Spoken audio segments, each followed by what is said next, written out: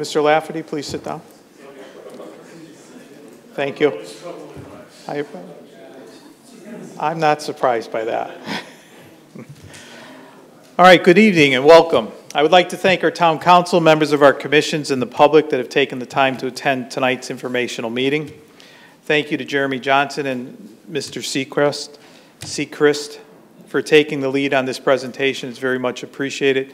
For everybody's information, Mr. Seacrest is actually going to be leaving us for real in 2 days. So thank you for everything you've done for the town. You've really given us a lot. That's your gift. You're welcome. Tonight is our second informational meeting surrounding economic development in Watertown. It's really a proactive approach to integrate current information surrounding trends and best practices, and it's really for our commissioners to use as they navigate through the decision-making processes. Informational presentations allow us to anticipate, manage, and hopefully drive our responsible development in our town. Goldman & York is an advisory services firm specializing in public and private commercial real estate. Led by Principal Mike Goldman, who has over 40 years of experience in commercial real estate, the firm has extensive expertise consulting and collaborating with municipalities, government agencies, and developers. Their core competencies include economic development, advisory and support, as well as town planning services. I lost my place. Today's presentation aims to highlight the unique aspects of Watertown and initiate discussions on future planning and actionable strategies to spur responsible economic development in our town. Goldman & York work with many municipalities and private clients throughout Connecticut, showcasing their experience and reach. I would like to introduce our speakers, Michael Goldman, who is principal for Goldman & York, and Bradley Senft. Did I got it right? I'm glad. I will turn it over to them. Thank you very much. Thank you. Well, thank you, Mark, and thank you, Jeremy, and welcome. Glad to be here with you this nice evening, early summer, I guess. With me is my colleague, Brad Senft, and as Mark said, my name is Mike Goldman. That's me. That's actually a recently taken picture with a lot less hair than the last one that I used to use, so as the years go by. And as Mark said, I've been doing this for more than 40 years. You know, this is all I've ever done all my life. I've worked in 3 countries. I grew up in Canada, actually, and started my career out in Canada, working right across the country, and then moved to the U.S. in 1984. And I've been here ever since, became a citizen in 1990 and raised my family here and so on. I've been in Connecticut since 1996. I came down here to work originally in Houston, lived in Houston for a number of years, then Dallas for 10 years, and then I've been here, I guess, 26 years, I think, now here in Connecticut. My experience, as it says there on that slide, covers sort of all sectors, and sectors in commercial real estate are, as we're going to talk about tonight, are office and retail and multifamily residential or apartments, hotels, industrial, and so on. So all the sectors that you'd be familiar with. I spent the first half of my career running public companies, publicly traded stock exchange listed companies, and then the other half running private companies. I started Goldman & York in the last global financial crisis in 2008. Great time to start a company, right? But we've been going for 15 years, a little more than 15 years, I guess, since then. So Brad, long background in real estate investment. I was able to get him to move from Colorado back to this area of the country and sign up with us, join on our team. And Brad basically runs things in our shop day to day, and has just been doing a great job for us. It allows me to get out more and talk to groups like this one here tonight. You're going to see a theme throughout the presentation. We're going to put a lot of data up. I try not to bore you to tears, but we are going to put a lot of data up. But the key and the point of doing the data work that we do is that we know from experience that economic development happens when a project makes financial sense. What we see happening too often is plans drawn, wonderful plans drawn for downtown areas or for a specific site done by a designer or an architect, and they always look, the renderings are beautiful color renderings, but what's often missing in all that is an underlying theme of testing the market to see whether that kind of project that's envisioned by those renderings can actually make financial sense. And the point is, all these projects cost millions of dollars. It doesn't matter how big or how small, there really isn't anything in our world that starts at much less than $2 or $3 million. Even a bank branch today starts around $2 million. So whatever project you're talking about, it involves millions of dollars of investment, and that means that it's got to make financial sense for somebody in that process. So a lot of our work that you're going to see tonight is really focused around that issue of, does it make financial sense? As Mark mentioned, our clients are really three groups. We do a lot of work for folks like Watertown, for towns like Watertown, municipalities. Right now we're doing work for somewhere between 40 and 50 municipalities up and down the East Coast. Very concentrated here in Connecticut. Probably 2/3 of our work here is here with municipalities in Connecticut. We do a lot of work for what we call institutional owners. That's universities and hospital systems. Basically, those are entities that own or control a lot of real estate. A big hospital system today will typically own over 100 pieces of real estate. We work for some universities that have 200 and 300 pieces of real estate. So they're big owners of real estate, but between us, they're terrible real estate people. I mean, they're great teachers, they're great hospital, they're great doctors and so on, but as owners of real estate, they need our help. There's no question. We also do a lot of work for lenders, and unfortunately in the market that we're in right now, we're getting a lot of calls from lenders who have properties that are in some level of financial distress. Vacant office buildings are probably the biggest example of that, regional malls in some cases, and then we do a fair bit of work for developers, the people that build and develop projects. So what does our work consist of? Market and financial feasibility. Is the market going to support the number of apartments you're thinking about doing? The financial feasibility piece is, what are the rents that you're going to get and what's it going to cost? And will that equation of rents versus cost, will that make financial sense for investors? Can you pay your debt? Can you give a reasonable return to the people that come in with equity, with investment money? So financial feasibility is a big part. The third item is fiscal and economic impact studies, and that's important for the town. What's it going to pay in taxes? What's a project going to pay in taxes? What kind of services is it going to require? Fire, police, putting children in school, whatever else might it require? What's the net fiscal gain to a community if they decide to approve a given project? Among other things, we do economic development advisory. That's what we're doing tonight, and support it. We do a lot of town planning services, master plans for downtowns. We just finished one for Plymouth, not too far from here. And then helping with forming and organizing and structuring and so on around real estate development issues. So basically, we're a deep dive into all this stuff. So I'm going to move as quickly as I can through this. This next piece is a sector-by-sector review of kind of what's going on in the market. And a lot of it is just general information. When we get into Watertown-specific information, Brad did all that or oversaw the development of all that work, so he's going to jump up and talk to you a little bit about some of the information that we have in tonight's presentation on Watertown. But sector by sector, and starting with office, central business districts or CBDs, you've probably read a lot about what's going on there. A lot of vacant office space out there, and that's not going to change anytime soon. That's a trend that really was occurring prior to COVID. COVID just accelerated it substantially as people began to work from home as a routine thing. But working from home is now part of our culture and is going to stay that way.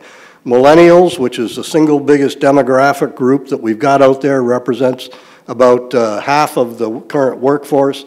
I mean, they have embraced working from home, the flexibility of it, a variety of other advantages, things they've gotten used to. So it's here to stay. The result of that is a dramatic decline in occupancy levels in office buildings. And you can see that in any market around the country. We monitor a variety of data points, but the one we put up there is something called the Castle Barometer, weekly barometer. It's running around 60% occupied. Where that data comes from, it's the top markets across the U.S., and when you go into a lot of these buildings, you have to swipe your card. Castle collects all that data, so they know how many people are in a given building. We can do that by collecting data of your phones. We know how many phones are in a building, and that can give us similar data. So remote working is here to stay.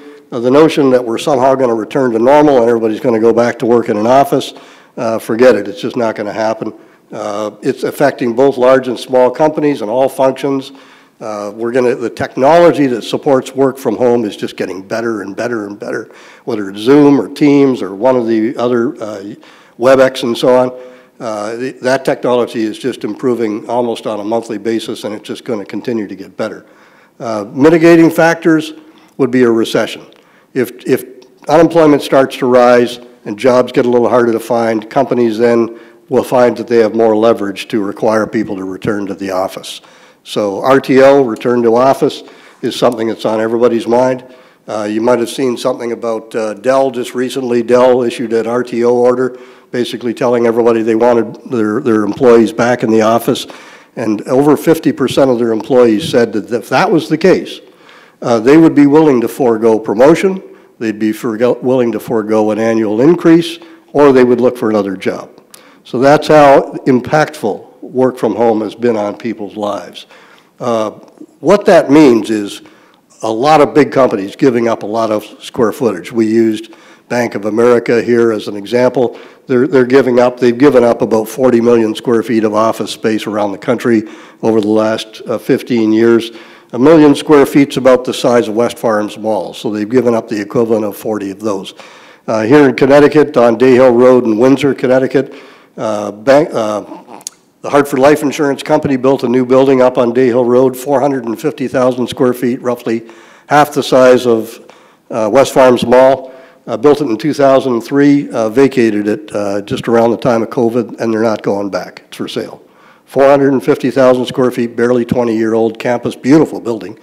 Right down the street from that, Voya built about the same size building, about 450,000, did the same thing. That building's on the market, it's for sale. If anybody wants to buy it, the price is pretty discounted. So that's what we're seeing. We're now seeing major markets that typically would have run 8–10% vacancy being up over 20%. Hartford has run over 20% for the last number of years. Hartford now is over 30%. Windsor Locks is 50% vacant in their office market. So these are enormous numbers, and that's going to be with us for a while. As a company, we're spending a lot of time talking to municipalities about the impact of that on their community. It's not just about jobs, it's not just about the building becoming vacant, it's also about what happens to the taxable value of that asset. So we've seen office buildings that were valued at $300 million in 2016, selling for $80 million. We saw, and this, by the way, we'll talk about this when we get into retail, we've seen retail regional malls here in Connecticut valued at $150 million that are selling at auction for $9 or $10 million. So the impact on value is huge, and the impact on your town, if you happen to have one of these properties, means the loss of the tax, assessed value of those taxes, and that's millions of dollars. So in a town like Watertown or many of our client towns, that's a big impact. If you lose a $2 million contribution from property taxes from a big building, that's a big number to lose, and that's very hard to make it up. The other point about the loss of that $2 million is when you think back to what I was talking about fiscal and economic impact studies, what's the cost of servicing a building like that?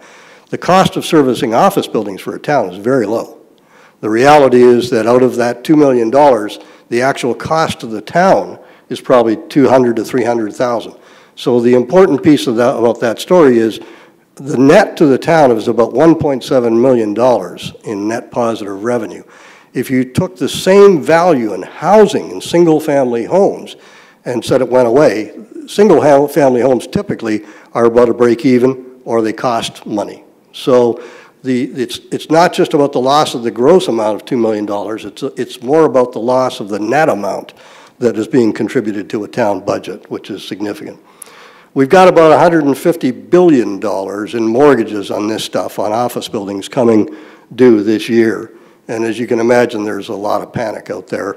We're seeing major landlords give back major office buildings in major markets like New York and LA, and they're giving them back to the lender, and they're walking away from them. So stay tuned on what's going on in office, but it's an ugly scenario. It's affecting everybody. Landlords and companies are trying to improve the atmosphere in their office as a way to encourage people to come back.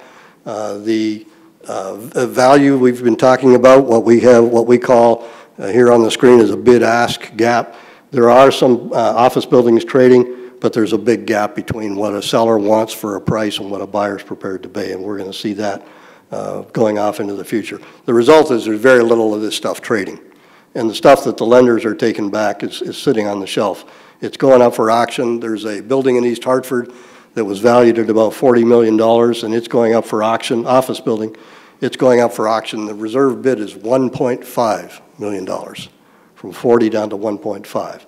So this is a rolling disaster in a lot of ways for office building owners.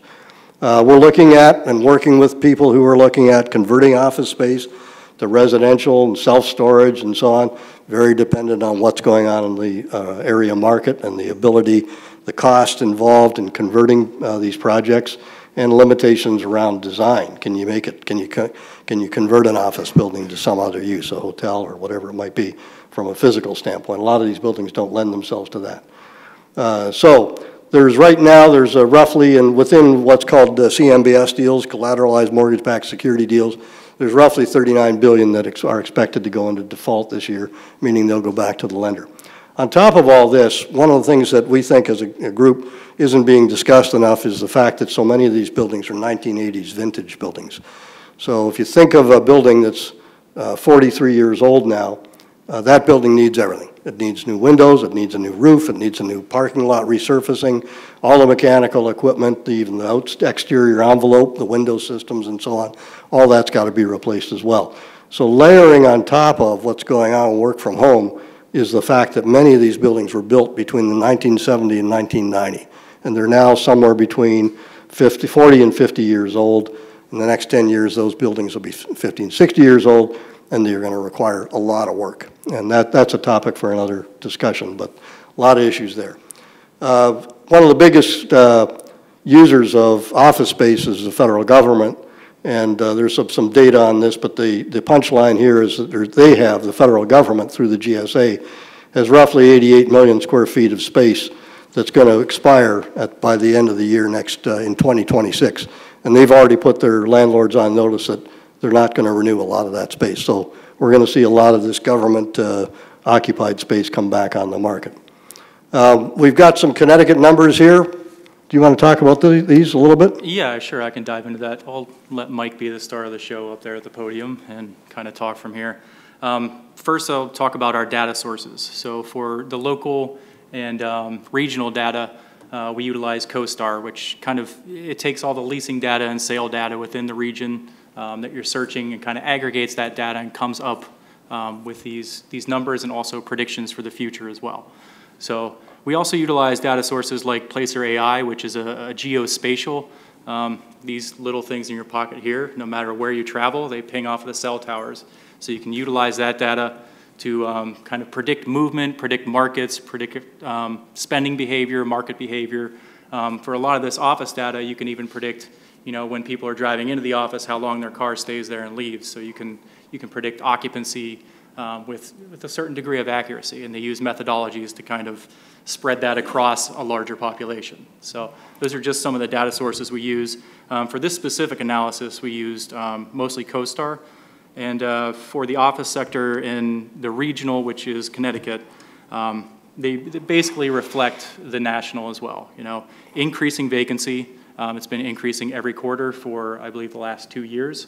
But it's been, kind of accelerated by COVID, but it was an existing issue to begin with. Connecticut has been declining in occupancy for a very long time.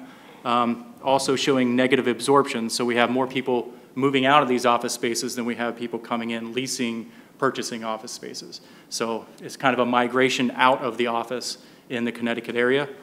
The data also shows stagnant or negative rent growth, which is very predictable. With everybody moving out, the supply is an overflux of supply, so therefore, you know, the rent numbers are coming down. So it's easier to find better deals in this market. For Connecticut, there's an increase in the rentable square footage, which again goes with the negative absorption there. And these numbers here is for all of Connecticut, so they're actually a little bit worse in the greater Hartford area. It's actually the coastal market that's kind of pulling them up with Stamford. A lot of the medical office and innovation tech is kind of concentrated down there, and those have been developing and absorbing office real estate down there. As Mike mentioned earlier, the greater Hartford area is actually, you know, 20% plus, and 20% is a low-end estimate. It's probably closer to 30%, with occupancy being close to 50%. So, you know, some of these spaces are still leased, but they're not actually occupying the space. So on this chart, if the takeaway is anything in the red box, unfortunately the laser pointers don't work on these screens, but anything in the red box is a negative. It's not a good thing. So the green box, as Brad mentioned, actually that's asking rent. The reason why asking rent is rising in markets like this is the reality is that expenses for these landlords have been going up. And they really, if they're trying to maintain their rates of return, they're going to start with higher asking rents, and that's just a reality of the market. So for Watertown, it doesn't necessarily reflect Connecticut and the overall U.S. market. It's a much smaller market, so it's a lesser impact here. A lot of smaller office buildings, smaller tenants, so you know when one firm moves out, it's not as big of an impact on here.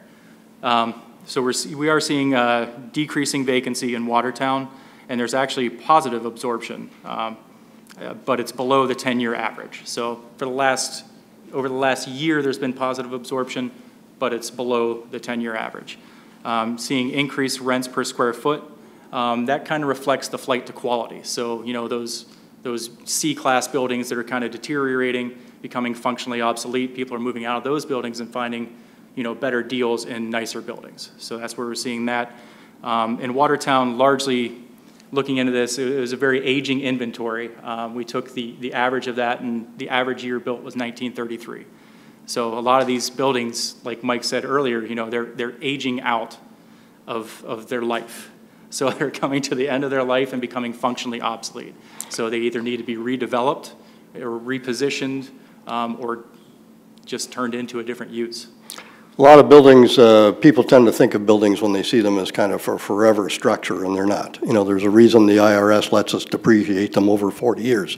That's about their useful life before they need major renovation. Connecticut, this 1933 average year of development is for Watertown, so that's not that unusual.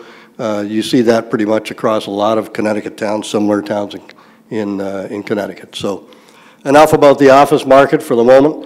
By the way, you'll get a copy, or Mark's going to have a copy of the presentation too. If you really want to stare at some of these numbers, you can get that and have a look at it and follow up with us if you need to. It's good for reading before bed. Yeah, that's right. Retail is an interesting sort of good and bad story. Regional malls have really suffered badly as a result of COVID and the move to online shopping and just changes of shopping patterns generally. But on the other hand, convenience, strip center-oriented retail has actually recovered post-COVID quite well. If they are a good, well-located, good quality retail strip center property, chances are that they've had good activity. Not so much here in Connecticut, although we have seen it here in Connecticut, but certainly many of the growth markets around the U.S., the strip center retail is having a terrific year this year. There's a lot of consumer spending that's been pent up in the post-COVID era, and as prices have risen and people have become a little discouraged and a little bit of sticker shock, we are seeing that come back in. Retail sales year over year are still running below the rate of inflation, around 2%. Holiday season last year was pretty good, actually about 3.8%, a little less than 22. 22 was kind of a recovery year. And we'll see what this year's retail sales hold. One of the big lies, though, in retail is that online retail is eventually going to put brick and mortar retail out of business, and that's just not true. Online retail has leveled off around 16% of total retail sales. The reality is that customers still like to go to stores, still like to shop in the store that's close to their house, and the vast majority of retail sales, some 84%, is continuing to be done in brick and mortar retail stores. I think we'll see some of that change again over the coming years, but the reality is that retailers have really learned to embrace, traditional brick and mortar retailers have really learned to embrace the online retail functionality as a way to drive traffic into their stores, to connect with their consumers and bring people into their stores. But there's no question shoppers are still showing a strong preference for physical stores. There is a move away from central business district retail into more suburban retail. That simply reflects working from home and the dynamics we've been talking about there. We talked about open air retail or strip centers versus malls. Inflation is definitely taking a toll. People are trading down, going to more private, or store brands rather, away from some of the private brands. One of the things we are going to see a lot more activity around is converting enclosed malls and redeveloping those enclosed mall sites. And across Connecticut, I mean, you can run down the list, everything from Connecticut Post Mall to Trumbull Mall to Waterford Mall, Crystal Mall in Waterford to Enfield Square Mall. Buckland Hills, Shops at Buckland Hills has been in bankruptcy for I think 3 years now. So all these sites, they're big sites, they're well located in terms of traffic and visibility and proximity to customers. So these are good pieces of real estate, they just need to be something else, and that's what will happen. We estimate there's roughly, the bottom line here, roughly about 1,891 shopping centers that are greater than 400,000 square feet, which fall into this category of Class C, and most of those will have to be something else. They're small community shopping centers, enclosed malls, and they just can't function as enclosed malls anymore. So there's about 1,900 of them that will become something else as the years go by.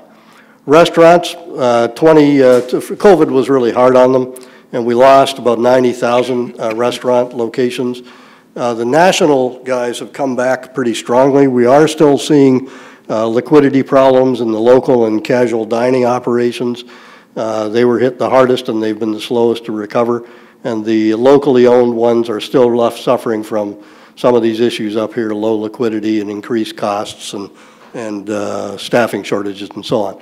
And they've sometimes closed, sometimes reduced their operating hours.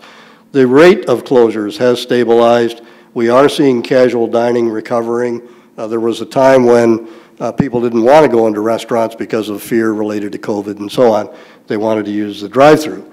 That's recovered quite nicely in a lot of markets, the casual dining segment, Chili's and Applebee's and guys like that, they've come back, started to come back fairly well. We are seeing new concepts in fast food, or what we call quick service restaurants. So now we're seeing fast food restaurants that don't have any dining room. They're strictly mobile and drive-through lane pickup. We've seen them with 4-lane drive-throughs, so 2 lanes dedicated to window pickup, order at the window and pick it up, or order at the menu board and pick it up at the window, and then another 2 lanes that are strictly pickup lanes for people that have ordered off their phone. The phone is really, just to touch on that for a minute, the phone has really replaced the computer I'm losing my clicker here. The phone has really replaced the computer as the choice, device of choice for people, and we're going to see more in that. I'm going to have to get you to page. Are you running this or? I'm not. All right, I can't, my clicker's not working. There we go. There we go. All right. You were that bored of us? Yeah, okay. This is you.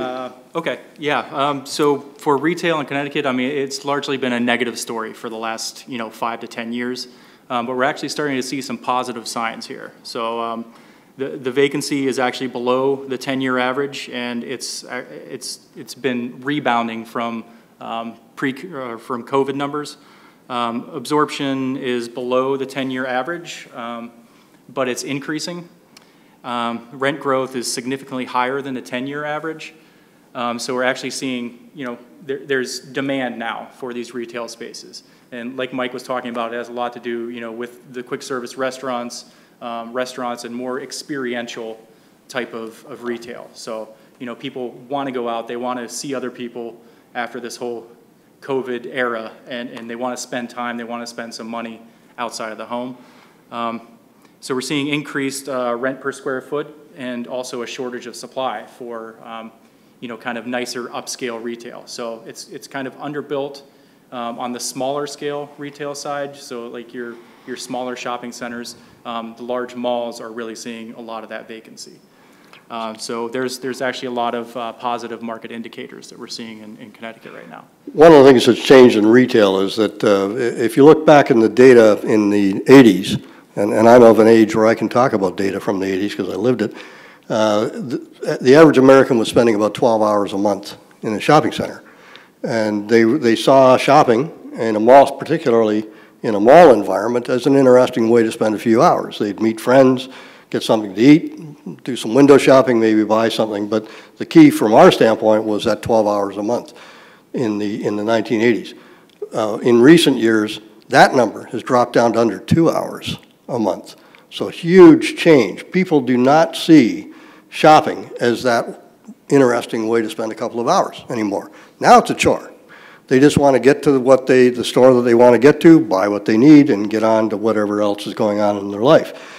So that's changed a lot of the dynamic about what's happening in retail and what a mall is all about. The other thing that we've seen change is less interest in merchandise and more interest in teach me something, show me something interesting, give me something fun to do with my friends. You know, more of an experiential-based time spent in a retail store. So now we're seeing retail stores and restaurants alike try to design experiences into people coming into their mall or whatever it might be. So now we see, you know, the anchor tenant, closed anchor tenant being turned into a trampoline park, or a closed anchor tenant turned into some sort of, you know, recreational use. Or Dick's Sporting Goods has been experimenting with putting basketball courts in their stores and a variety of other things. So adding some experiential element. And I think as you look up and down your main street and you see what's happening in businesses on your main street, keep that in mind. We still run into towns that are saying, well, we just need, you know, I can't buy a pair of pants in my town. We've heard that ad nauseum. It doesn't matter anymore. People aren't going to your town to buy pairs of pants. They want to be in town to do something. They want to see a new restaurant. They want to be able to meet up with their friends. They want something that is more experiential, less about merchandise. So let's move on. Single-family residential, still lots of demand, not much supply. Prices have gone up. Transaction volumes low. Seem to be working again. Did I do something? No, you just have to press it. Be a little harder on it? Okay. Interest rates certainly have had a big impact on demand. You know, the rates, we tend to think of rates right now as being high, but when I started out in this business, I was building a project in Calgary in 1981, and our construction loan was 21%. So a 7% mortgage interest rate, if it's thereabout as the market, it's not that bad. I mean, when rates dropped below 10%, we thought, holy mackerel, this is free money. Can you imagine that? You know, rates below 10%, that's unbelievable. And then before we knew it, rates were below 3 and 4%, and we got used to that. So in the overall arc of history, if you will, that 7% mortgage rate is not a bad rate. We'll see where it goes. You know, we get asked by every audience we speak to, are rates going to go up or down? Yes. You know, we don't know. It's a good guess. Earlier this year, I would have said they're going to go down by 1/4 to 1/2 a point. I'm not so sure anymore. So long as the economy remains robust, the Feds are going to hold rates high. And that's the way it's happening now. Build for rent, and this is single-family homes, but those which are being built not to be sold, but to be rented. We've seen some slower rent growth as some of these the markets get a little overbuilt. But the key numbers here are 2019 saw about 56,000 of these units built nationally. We're almost at it. We're going to be about 190,000 units by 2027. So big impact on interest on the part of investors in building these projects. And these are very concentrated in the southeastern markets, Charlotte, Atlanta, Nashville, Florida markets, and so on. A lot of these houses, they're building 900 home subdivisions, subdivisions vastly larger than we'd expect to see here in Connecticut, but 900 home subdivisions that are entirely built for rent. We have 83 million millennials who are now outgrowing apartment living. They delayed buying a house to pay off student debt. They got married later. They had more student debt than any previous generation. They're now getting into that era where it's later than previous generations, but they are coming into that era where they will be buying. They've outgrown the apartment. They want to start a family, or perhaps have already started a family, and they are going to be buying houses. So stay tuned. I think we'll see some changes in that market as we go along. Apartment market or multifamily, still very robust, although some cooling we're seeing. Very market specific as usual, but huge numbers of these things being built around the country. New development has slowed down. Vacancy rates have gone up a little bit. Rent growth is moderating. Still a lot of development challenges here in Connecticut around those projects, including cost increases and, of course, interest rates and economic uncertainty here in Connecticut. One of the biggest problems we face with projects that we're involved with helping towns get done in Connecticut is they look at Connecticut's population numbers and they say, really, Connecticut hasn't seen any population growth since the 1980s. How can that be? So we end up having to explain that. Now, that's a good and bad story. We have investors coming up from places like Florida and Texas who are saying, you know what, it's a very stable market. It's very predictable, it's very stable. People are doing what we thought they would do. We can look at it. And if I build a project outside of San Antonio, I've got 15 other people, 15 other developers who are also building 200 or 300 unit projects outside of San Antonio. If I come to Connecticut and I build a 200 unit project outside of Watertown or whatever it might be, I'm probably the only one. So I like that. There's a predictability and a stability to that. So we are seeing money, investment capital, looking for deals in Connecticut, despite the fact that we haven't seen population growth in a long time. They are harder to finance. Loan on cost used to be 80–90% on good projects. We've seen loan to cost being 40 to 50%. If you think of just to give you some framework around that, if you think of a 300 unit apartment project, that might run around 80 million. What this number means is that that developer has to come up with roughly half of that 80 million in equity. That's a huge number. I mean, very hard to come up with. They might have been able to do it with 10, 12 million in equity a few years ago, but now they have to come up with a lot of equity. And there's this flight to quality. There's a lot of aging apartment projects in Connecticut, and some of those are being left behind. So I'm going to move through this very quickly. The green numbers are a little better in multifamily. As I said earlier, red numbers aren't a good thing in these charts. You can look at them later. I want to try to stay on schedule here as much as we can. Suffice to say that this market, the multifamily residential market in Connecticut, has been strong and continues to be strong. Lots of interest in projects, but the provision of financing difficulties. You want to talk about the Watertown market specifically? Yeah, so Watertown, again, much like the office, it's a smaller market for multifamily. The occupancy is below the 10-year average, kind of stagnant absorption, meaning nobody's really moving in or moving out. It's a smaller supply, so that's kind of predictable. The rent per unit is well above the 10-year average and increasing, which is a positive indicator, which, that kind of indicates the demand is there, but the supply isn't there to absorb that demand. Rent growth and the rent per unit increase is, these are great market indicators. It shows that this is an area of opportunity. So moving on from multifamily, the other we're going to touch briefly on other sectors. Self-storage, you all know those places. I mean, they seem to pop up everywhere. They used to be a placeholder. Self-storage projects used to be what you would use land for on the periphery of a community until the growth in the community had demand for some other use for that land. And then they would take down those garage kind of buildings and build apartments.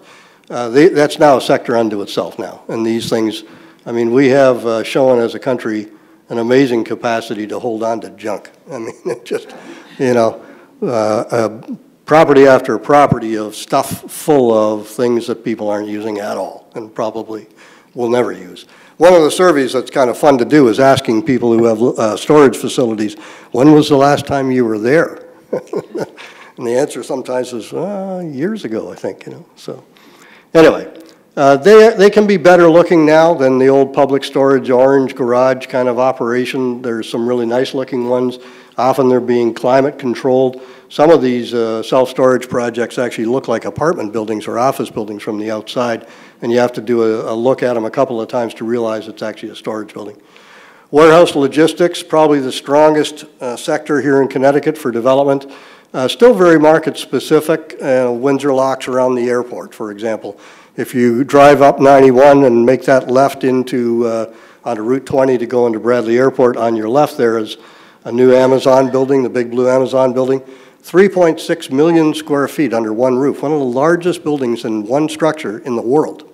Not just in Connecticut or the US, but one of the largest buildings in terms of square footage under one roof in the world, and that's just one of many Amazon buildings here in Connecticut.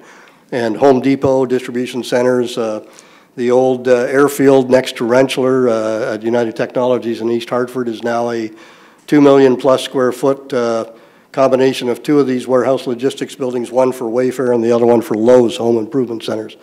So record construction growth, we are seeing a little deceleration in that. Costs have caught up with them, and interest rates, of course, are a problem with them like they are in every other area. But we continue to think that e-commerce, not as a percentage of overall retail, but just in terms of inflation, growing from inflation, is going to continue to grow. And the rough estimate is that for every additional $1 billion in e-commerce sales, you need about 1 million square feet of additional warehouse logistics buildings. So, you know, Connecticut, as I said, seeing a lot of growth in this. We are seeing some negative absorption. It's mostly related to the decrease in modern product meeting occupier needs. Rent growth is positive, but a little bit below the 10-year average. And we're waiting to see what's going to happen with that market.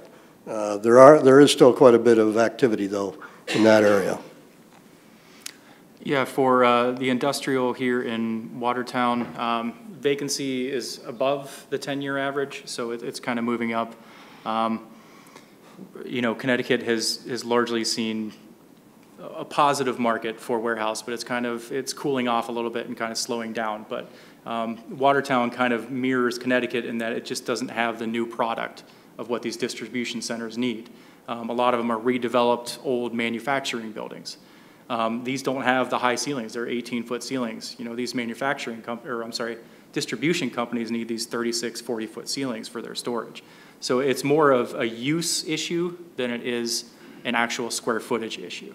And that Watertown kind of mirrors that. But it does see some positive metrics as well, with the asking market per rent, per square foot is increasing.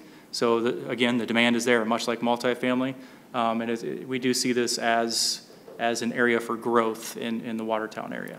Connecticut's well located in terms of access to the Boston and New York markets, and that drives a lot of this interest and has a good highway system, good ports, good rail. So, changing landscape, how did we get here? That's sort of the sector review for tonight's discussion. As I said earlier, a lot of these trends started back in the 1990s. They didn't have their origins in COVID. COVID really just accelerated pre-existing trends. We have seen a lot of low investment in existing assets, and that particularly impacts office buildings.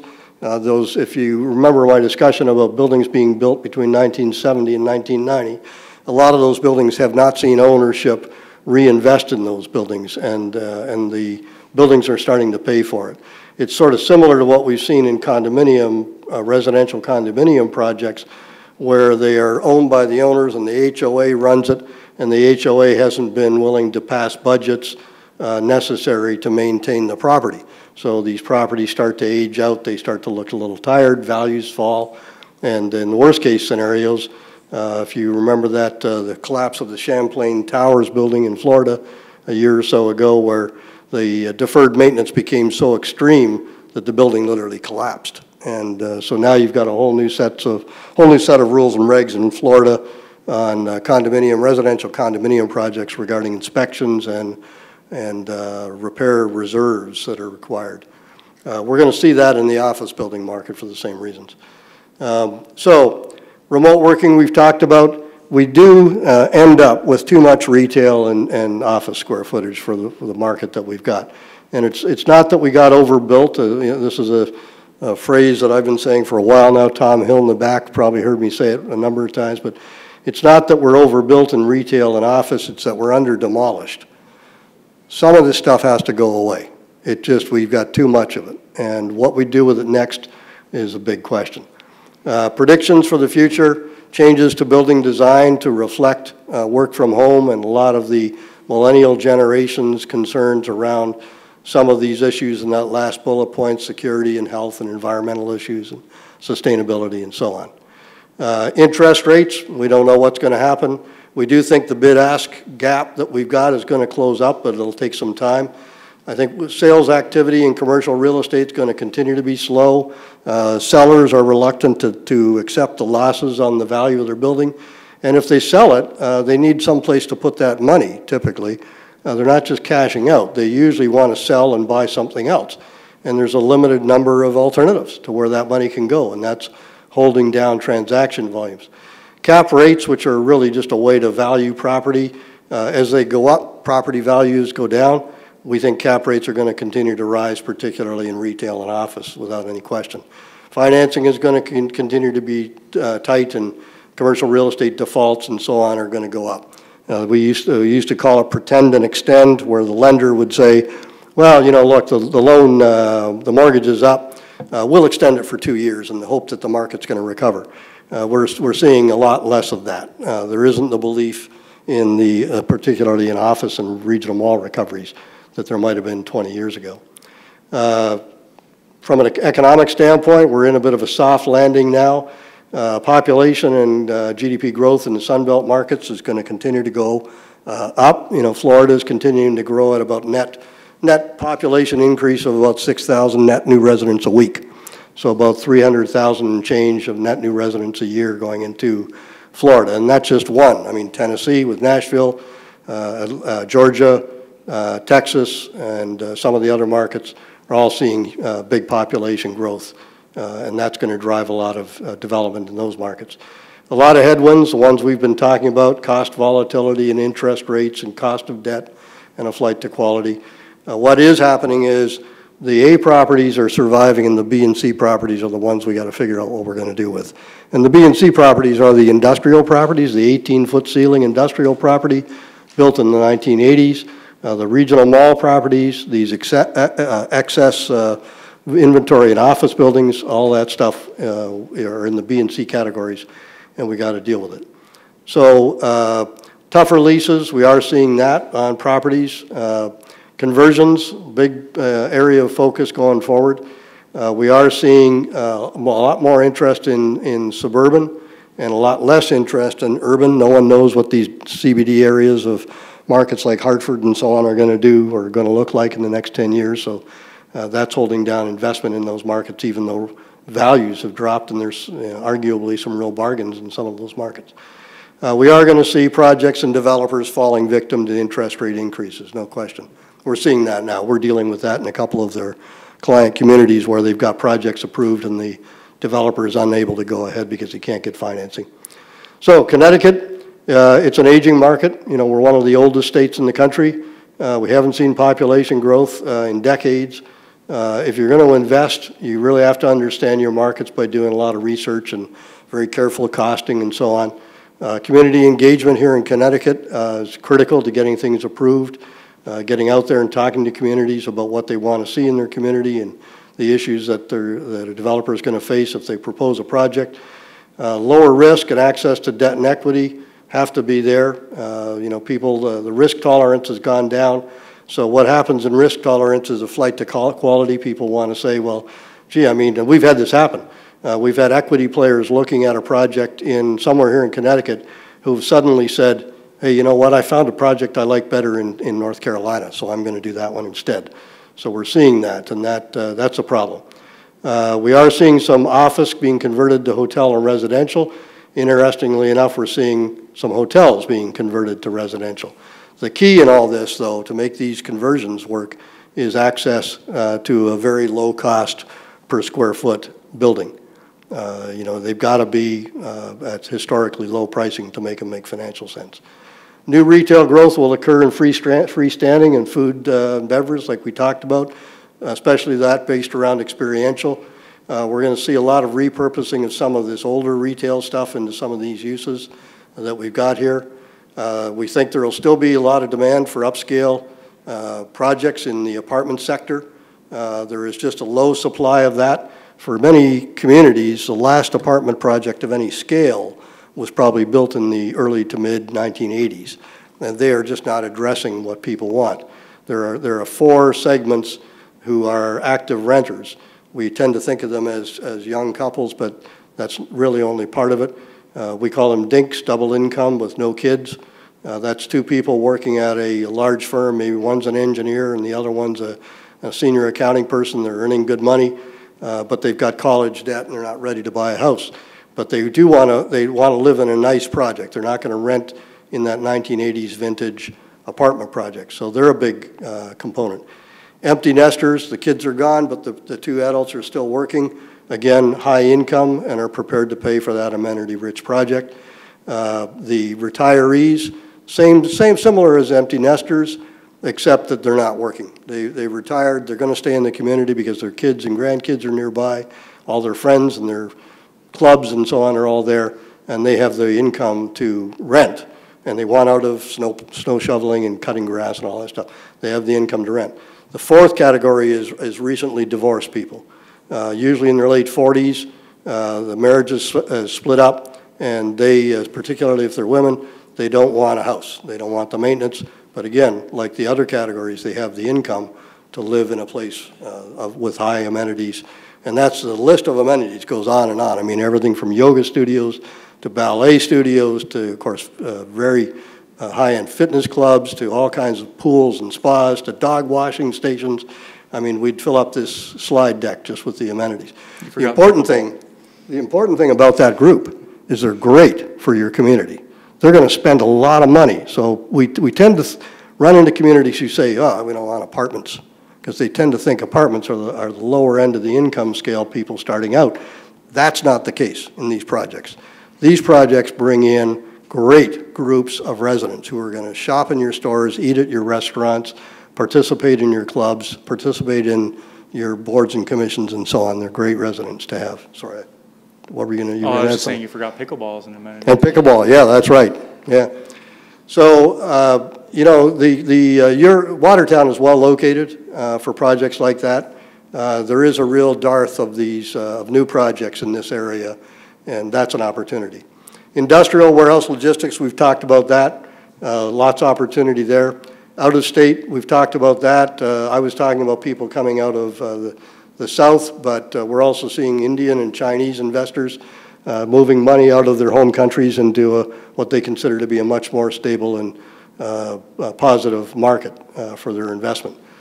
So we're going to continue. That's continued since the 1980s, but we've seen recently seen an increase in that. Tom Hill's probably one of the few people in the room that understands what a 1031C exchange is, but this enables people to roll their investment out of an existing commercial investment into another commercial investment and do it on a tax-deferred basis. You'll hear it called tax-free. It's not tax-free. It just defers the tax on the capital gain to another day. But there's also something called a DST, a Delaware Statutory Trust. I don't want to get too deeply into stuff like that, but that is going to generate money for the equity shortfall that I talked about when we were discussing some of this stuff earlier. Let me hand this over to you, because I think everything from here is Watertown. Yeah. We're almost wrapped up here. Yeah, I'll go through this quickly. Again, this will be available for everyone to view. I know a lot of this is kind of hard to see on here. We tried to squeeze a lot of data onto one slide. So this is what we call tapestry segmentations. This is done by a company called Esri, and I believe there's 67 different segmentations, and it basically, like Mike was talking about with the dinks, and the recently divorced or two income, empty nesters, yeah.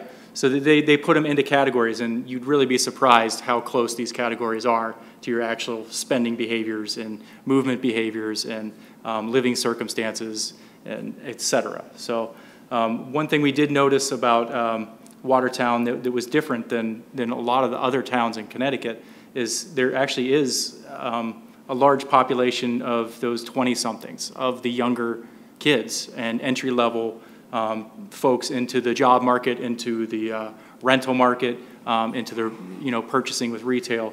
So the majority of the towns we see in Connecticut, we call what's the graph that's there that you see, the blue graph.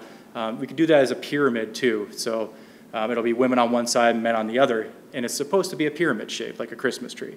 That's with a large younger population, and as we age, that population decreases.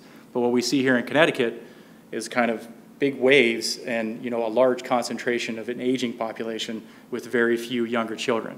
So Watertown is kind of an anomaly here. It's a lot closer to the actual pyramid form. So that we see that as a great opportunity here, with people with spending power and also access to skilled labor and non-skilled labor as well.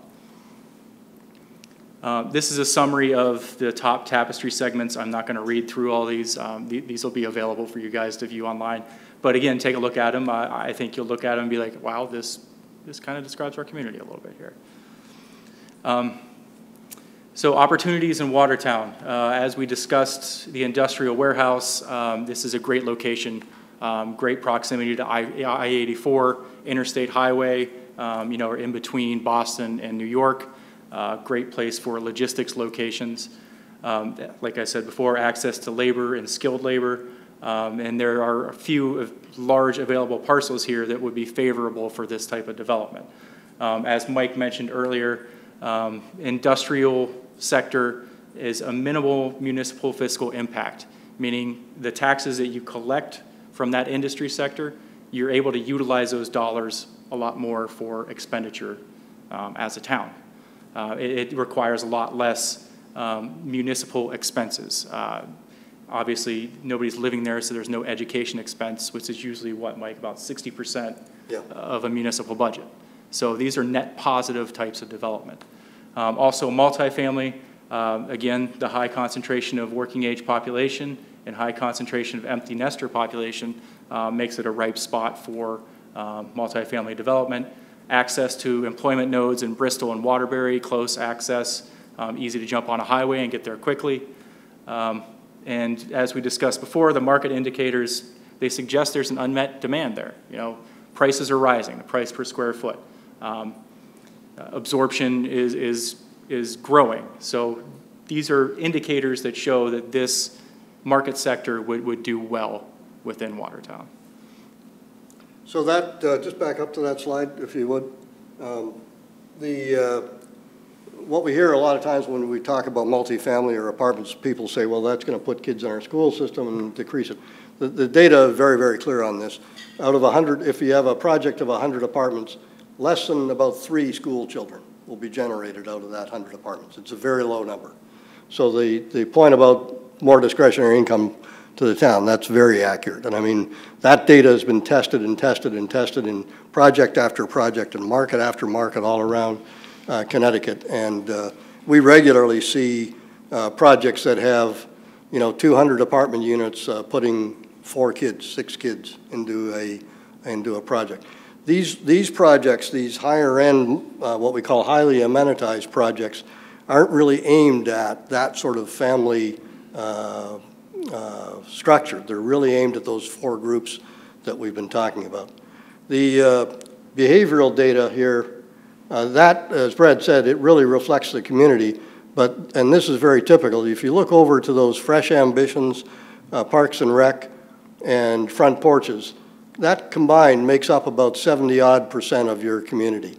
So diving into what these descriptions are, and these are the summaries, by the way. There's actually about 3 pages of data for each one of these segments.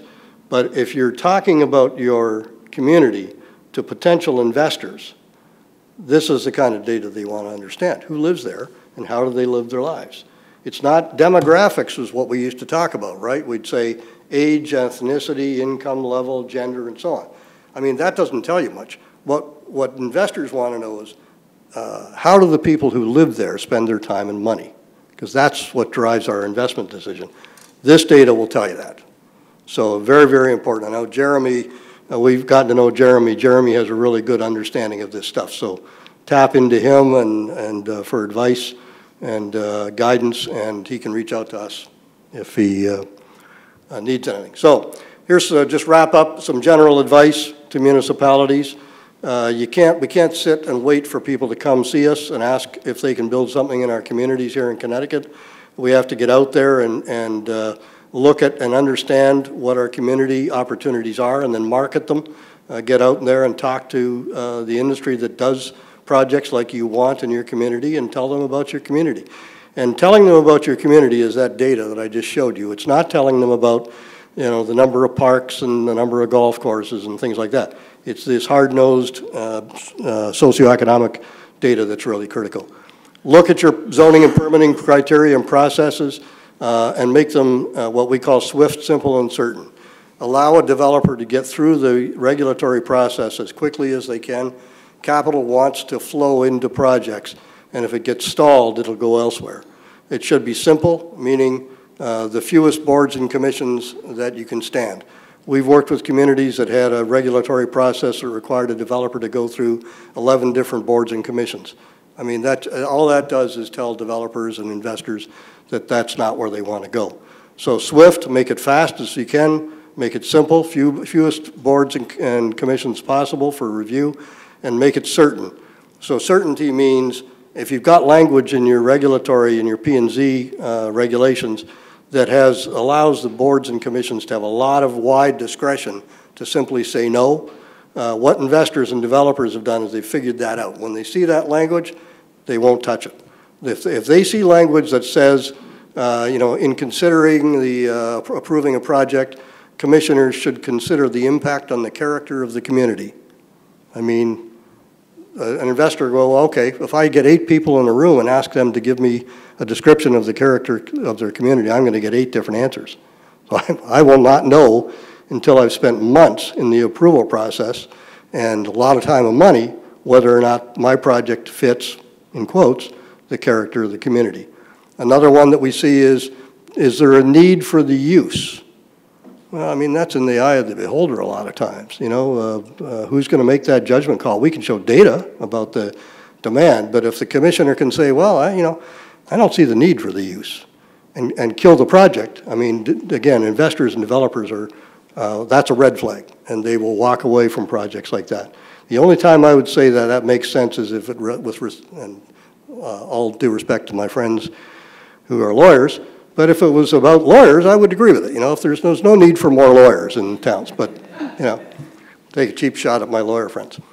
And be prepared to utilize incentives and do things like look at tax agreements, tax cutting agreements, especially with respect to office properties and conversions and reducing regulations.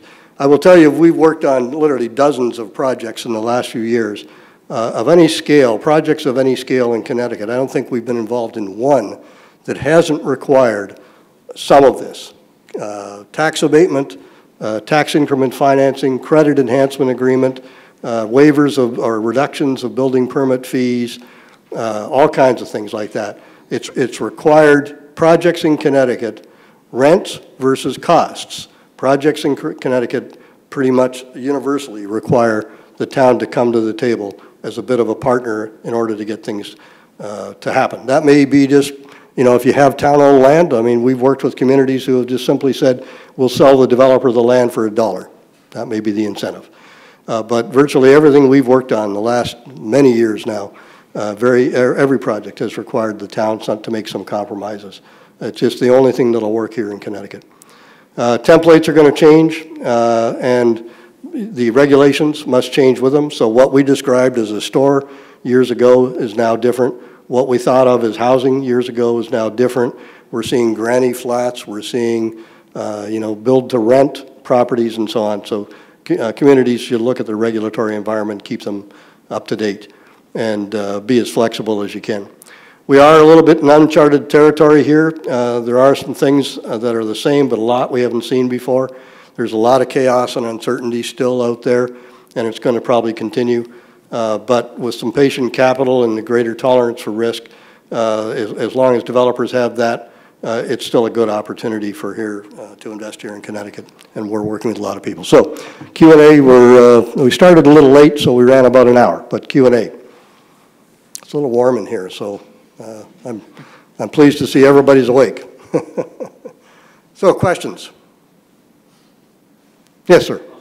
You brought up the apartments where you said, 100 units would bring 3 or 4 children into the schools. Does our location next to a major city, do you think that would affect it?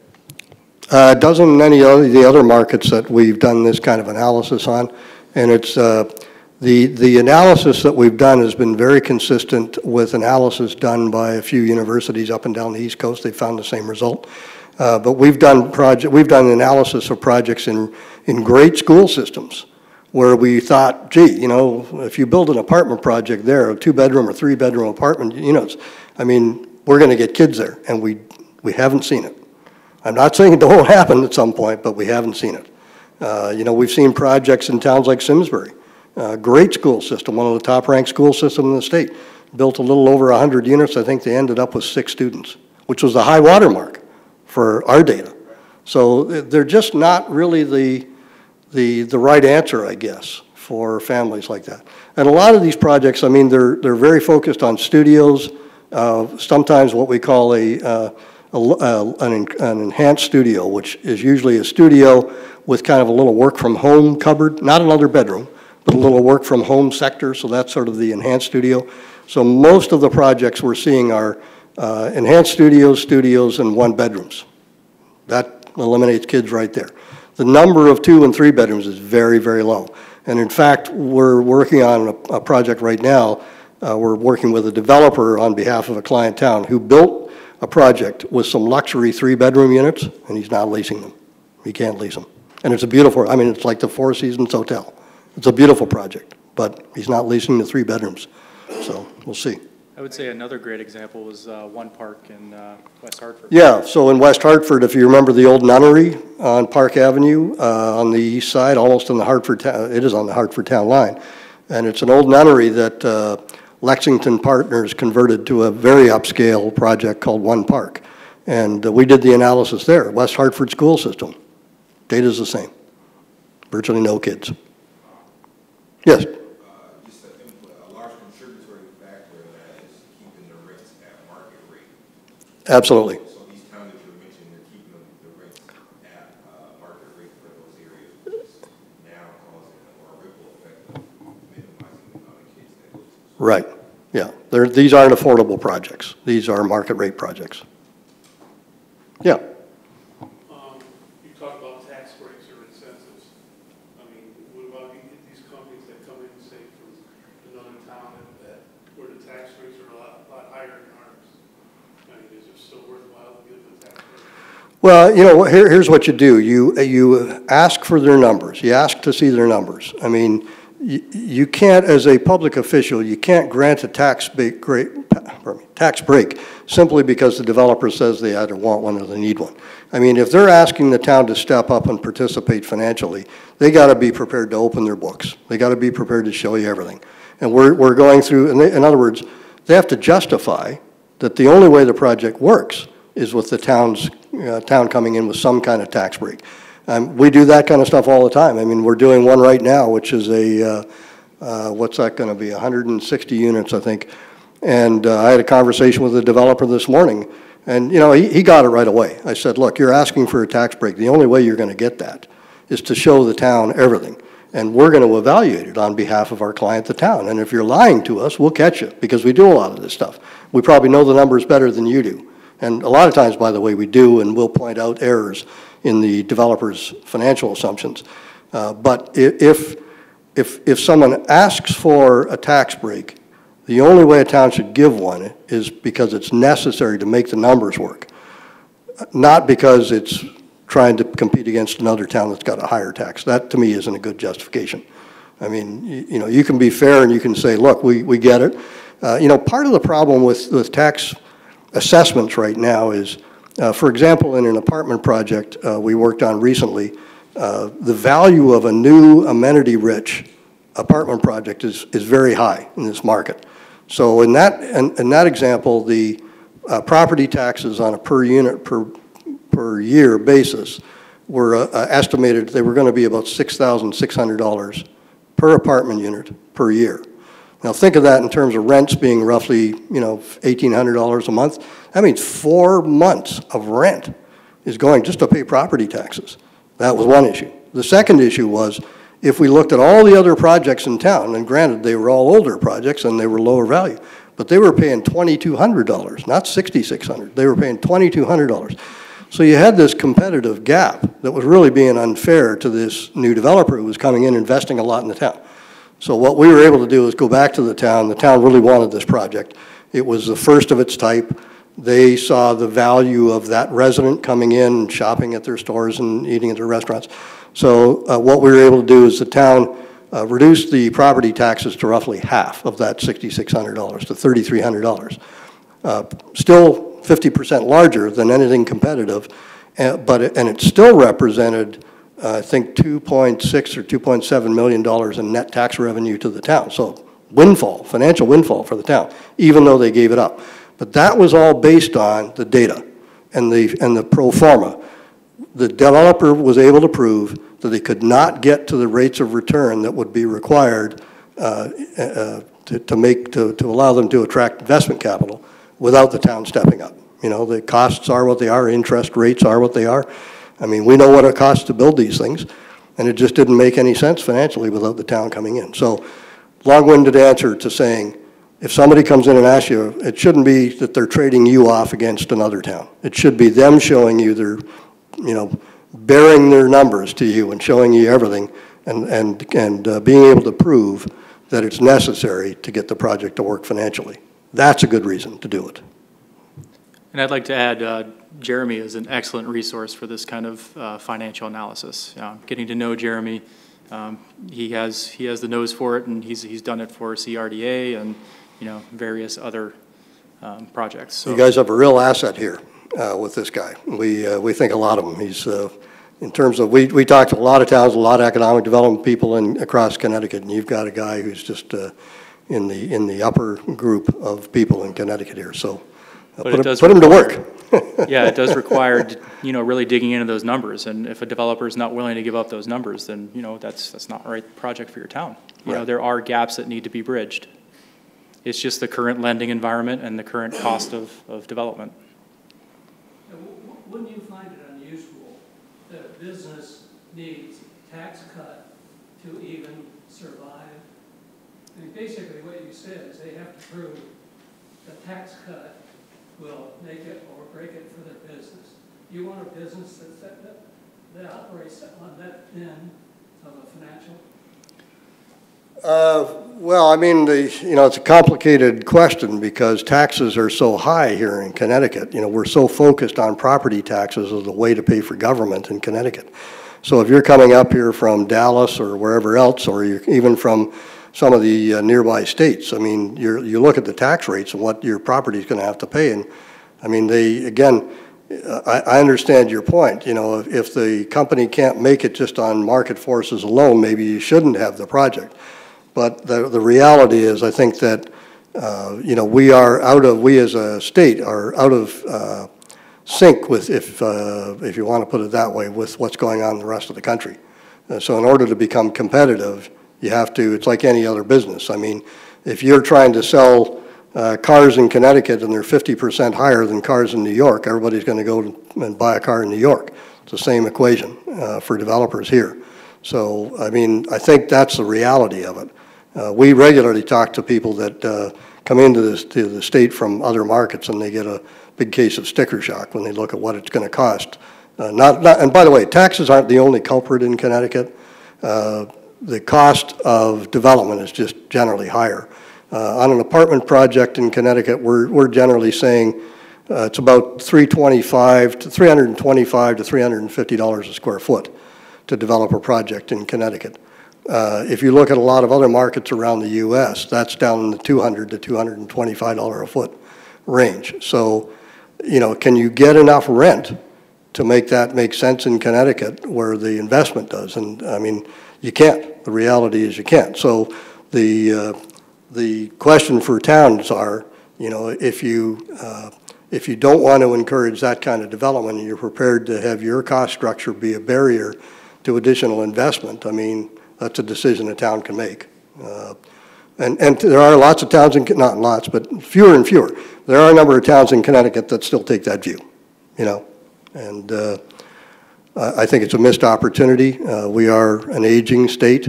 You know, when in a lot of conversations that I do, a lot of presentations that I do, I'll go around the room and say, you know, just call out the average age of people in the room.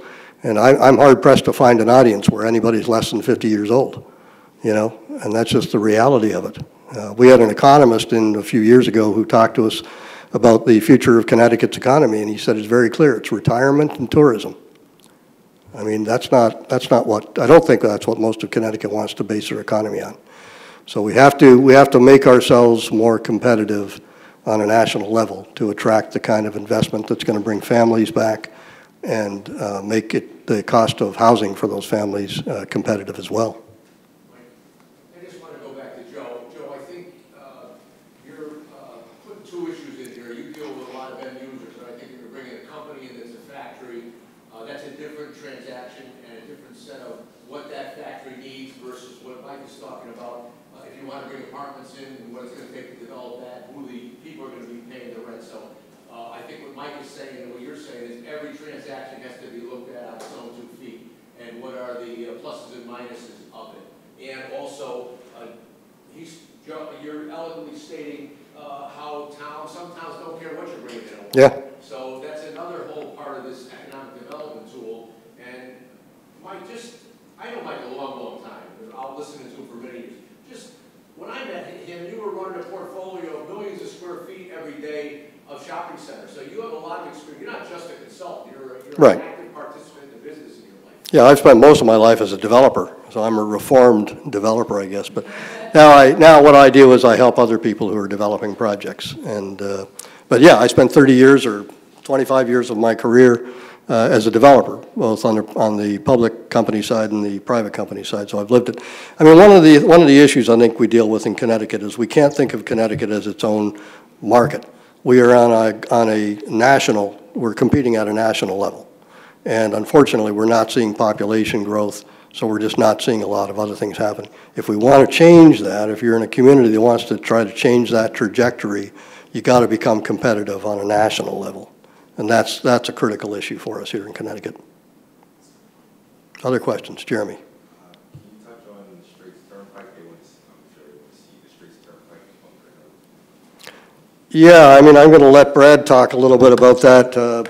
You know, when I was in my past life as a developer, I did your Stop and Shop and some of the other stuff along Straits Turnpike, so I know the market pretty well. And trying to think of what else I've done here, but as Tom pointed out, I ran a portfolio of over 100 shopping centers, about 5,000 apartment units, about 1 million square feet of office, 1 million square feet of industrial, and 14 hotels, and also a construction company that was part of our group that I ran. So I come from a lot of direct experience. Anyway, let's Brad talk about Straits Turnpike. Yeah, so this is based off of the information that was given to us by Jeremy. As we spoke about in the presentation, the need is there. There's demand for industrial, there's demand for multifamily. The proposed development here was a mixed industrial multifamily development. So it's currently zoned for industrial and residential. It may require, you know, some amendments to the zoning to fit everything where it needs to be. But again, for the industrial perspective, it's very close to I-84. These are what these warehouse and distribution centers are looking for. That quick access to east, west, north, south, where they can get from one major center to another. It also serves as a great last mile, you know, for your Amazons, you know, vans can kind of come in and out and serve the larger populations around the area, you know, with, you know, pretty swiftly and get their deliveries out on time. For the multifamily, like we spoke on before, the market indicators are there. I mean, the demand is there. Now it just needs supply to meet that demand. So, I mean, it's a large site. It's an excellent site. It's a great location for these two specific types of uses. Any specific questions on that, Jeremy? Just a comment, if I may. So as you're aware, there was a proposal for 700,000 square feet of industrial flex development, as it was called, for the site, plus approximately 200 apartment rental units. And while the town certainly gave the developers a green light in terms of moving forward with the process, they did run into a significant amount of opposition to the project, and it did wind up getting disapproved. The town did give the developers a way to not fast track, but a more streamlined process in terms of review. We had them apply for a planned development district, which would create a unique district for that parcel, for that mixed use, and it gave them a lot of flexibility in terms of tailoring and developing, the standards for the site. The opposition was fierce, and it was honestly effective. I think a lot of opposition was brought up in terms of who would live in those apartments. There was somewhat of a fear, kind of contrary, and the fear was contrary to the points that you're bringing up in terms of who might occupy those apartments. There was a big debate about how many kids would come into the school system, and if the school system, in fact, would be overloaded. So that was an effective barrier. There also the traffic, you mentioned proximity to 84, but that was brought up as a negative, that there would be a large volume of truck traffic traversing streets, turnpike, or worse, going through town seeking alternative ways to get to the places that they needed to go. Those are just my comments, and I guess my question would be, how does one close that gap in terms of having the developer address those concerns in an effective manner to, maybe bring a project like that to fruition? Yeah, a couple of comments. I mean, that story, we could tell you that story about every community in Connecticut almost, that there's been a project like that where opposition and the same issues, kids in the school system, traffic and trucks, and where you're talking about logistics facilities, trucks are always a discussion. I mean, they're legitimate concerns, and you've got to respond to them. I mean, they're community concerns. You can't try to discredit them. I mean, they're good questions to ask. I don't know the circumstances, but it sounds like someone could have done, maybe the developer could have done a better job of community engagement earlier on, talking to the community about what can happen on a site like that. I mean, our system of land use in Connecticut's not a great one, because it sort of forces you to do kind of what you just described. You land on the town with a bunch of boxes with a project that's already kind of designed and conceived, and it's sort of, well, do you want us to do this? I mean, it's just not a great way to do it. It's better to go through a fair bit of community engagement first and get some discussion going, and then respond to these legitimate questions with some real data.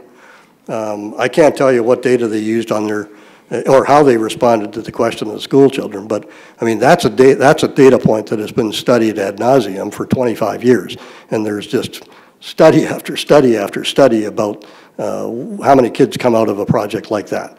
So, why they didn't use that, or maybe they did and people didn't believe it or something, I don't know.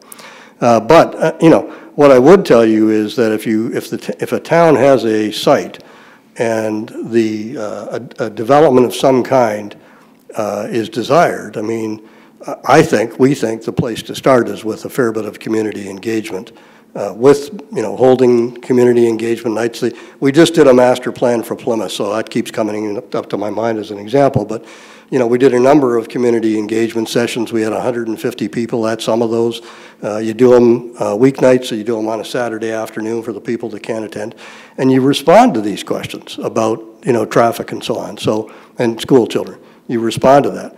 Then I think the other thing is, in the process of finding the right developer and working with that developer, it's a bit of a nuanced process. I mean, we do a lot of this stuff, so I'm going to speak from that experience. But, we go back and forth between the town who says, gee, we don't feel like we're getting a straight answer, or we have this concern. And we go to the developer and we say, you're not giving these guys a straight answer. Like, get us better data. I mean, come on, if you want to get this done. So we go back and forth until we get those kinds of things worked out. Now, having said all that, I think that one of the things you want to do with community engagement is you want to be able to the degree you can, get people to understand that you cannot freeze a town in time and hold it exactly where it is today. And that's not right. I mean, most of us who moved into a Connecticut town were part of a change that occurred in that town back then. We moved into a new subdivision or whatever it was, and that was a change. And our neighbors who had been there for 20 years before us, they accepted that as part of it. To some degree, that messaging has been lost in a lot of Connecticut towns today. So now it's, I moved here, lift up the drawbridges, I don't want anything to change. I bought my house because it looks like this and it's just like this and I want it to stay that way. You got to talk people off that cliff and say that is a really bad idea. Because if you try to freeze any economy, town or region or whatever, if you try to freeze any economy in time, you can't do it. I mean, it's either growing or it's shrinking over time. It's getting worse. And that's what's happening in Connecticut, and that's not good. So I think you have to have a lot of honest, candid dialogue with members of the community about the importance of growth. We all want to be able to maintain our school systems. We all want to be able to maintain our roads and our fire departments and our police protection.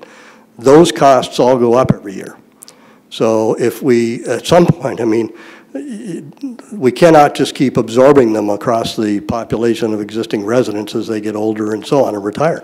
I mean, we've got to look for additional sources of revenue, and that's just the reality of it. So community engagement, I think, is the place to start.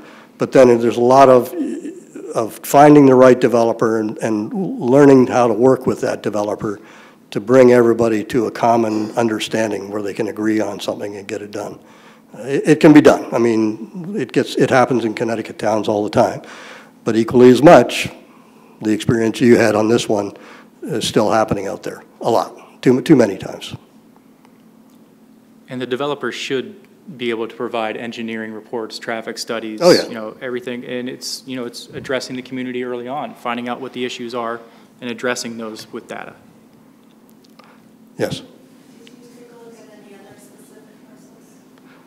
Jeremy, Brad was doing the local stuff here, yeah, so. We looked at one other. This is over on Echo Lake, combination of multiple parcels.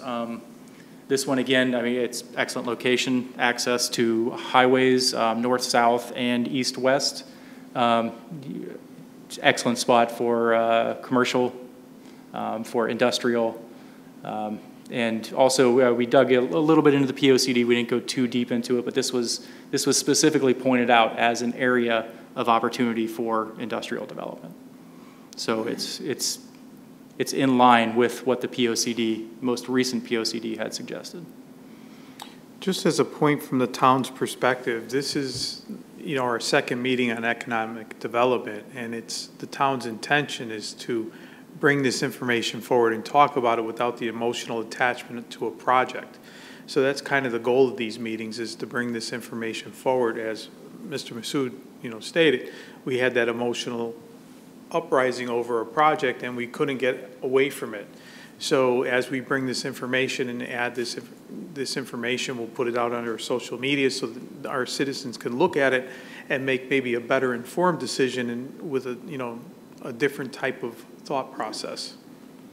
So this is the starting of the process of re-educating and getting more information out for our community to make better decisions for us as an overall positive. It's great to see you here tonight. I mean, this is what you need in a community. You need people to come out and listen and talk and ask questions. I mean, that's what we're all about as a community, isn't it? You know, in Connecticut communities. You know, we care about our community and we want to try to make smart, informed decisions. So, you know, my hat goes off to all of you for taking time out of your evening to come out and listen to us. A lot of data, and you're all awake. Amazing. Yes? As far as multifamily houses and that, what would happen, do you think, if the state's talking about doing away with your car taxes and put it into your property taxes and reassessing it? Would that hurt them? That's a good question.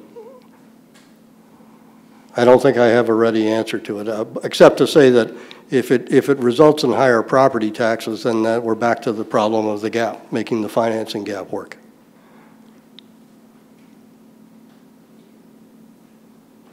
Yes, sir. So, is there, like, as a town, we only have 2 major commercial parcels left. Is there a way that we could study and see what would be the best use of those for Sure. our town? Yeah, it's called the highest and best use study. Yeah, and it's similar. It's sort of based on everything you've been seeing here. It's looking at market demand, looking at the characteristics of the site in terms of traffic counts and access to roads and so on, you know, all those kinds of typical things. Kind of fundamental real estate site selection analysis. Do you see towns that do this and that would be proactive? Oh, yeah. Search out? Yes, definitely. And we have, I mean, we could talk about that process for another hour or so, but basically, yeah, I mean, the point is to identify the sites that you want to see developed, do some market testing as to what could go there, and then start a program of marketing that opportunity to developers. Now that's where there are good ways to do that and not so good ways, you know, productive ways and not productive ways. Email blasts every developer in the country, not productive. I mean, you know, when I was running the real estate company that I ran, our development group, we would get about 600 proposals for sites from towns a year. So you can imagine how much time we would spend, or pardon me, I'm misquoted here. We would get about over 1,000 proposals from towns and developers for review. Are you interested in this site for whatever, apartments of a year? So 1,000, I mean, you know, that means you're going to spend about 1 minute on each submittal. And out of the 1,000 we would do maybe 2 or 3 projects that came out of that. The reason the 600 number jumped to mind was I mentioned one park in West Hartford. The guy that developed that was a guy named Marty Kenny from Lexington Partners, terrific guy. I knew Marty for years. He passed away, unfortunately, a little over a year ago. And I asked him that question, and he said to me that at that time, they were getting 600 proposals a year for sites. So that doesn't work. Email blasts, mailers, that stuff doesn't work. I mean, what you have to do is identify the developers within your region typically and call them and talk to them and get them to come and look at it. I mean, that's far more effective. 15 phone calls are more likely to get you something to work with than 5,000 email blasts. So, you know, anyway. And I would also add that the financial component, a financial analysis, once a use is determined or a highest and best use is determined, a financial analysis to make sure that it makes financial sense. If it doesn't make financial sense, if there's too large of a gap, it's never going to happen. It's just not going to happen.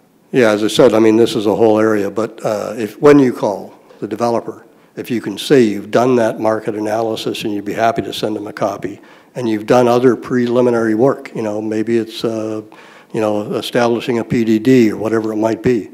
I mean, if you can call them and with an arsenal of good business reasons for why they ought to look at it, you'll get a look. I mean, that's the business developers are in. So the other thing is if it's one of the town leaders who's calling them, I mean, if you're a developer and you've got the town manager on the phone and the town manager is saying, come here and look at it because we want you here, I mean, that's pretty powerful. That's a lot better than an email. So. Have you guys looked at that Sealy project that was in Main Street in Watertown? No. Happy to look at anything. I mean, this is the world that we're in. So, Well, you've been very patient, and thanks again. I mean, Jeremy knows how, and Mark know how to get hold of us. And, you know, I said to Mark earlier tonight, this may be the first of a series of conversations, and we're available to come back and talk with you if you'd like to do that. So, thank you for your interest.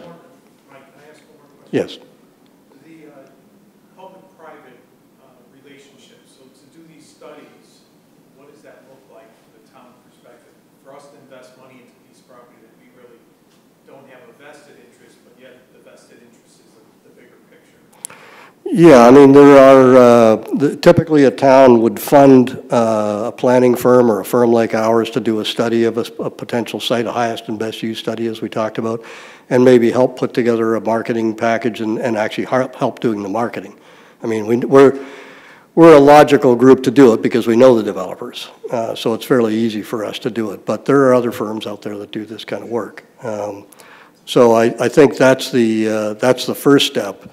And that usually is underwritten by the town, like Plymouth did for, they did a much more exhaustive master plan process for the community. But the second step, which may involve, for example, a fiscal and economic study, that typically the town will request that the developer present a fiscal and economic impact study as part of the process. But the town will hire the firm to do the FEIS. The developer will agree to underwrite the cost of that. That's a very common structure. You know, if you're in our shoes, we can only have one client. Our client's got to be the town. We can't work for the town on one side and then go to work for the developer on the other side. We can't do that. So we have to have clean hands. So the way we have clean hands is we always know who our client is. And all the good firms do that. So. But the first step has to be done by the town. Thank you. Okay, well, thanks again.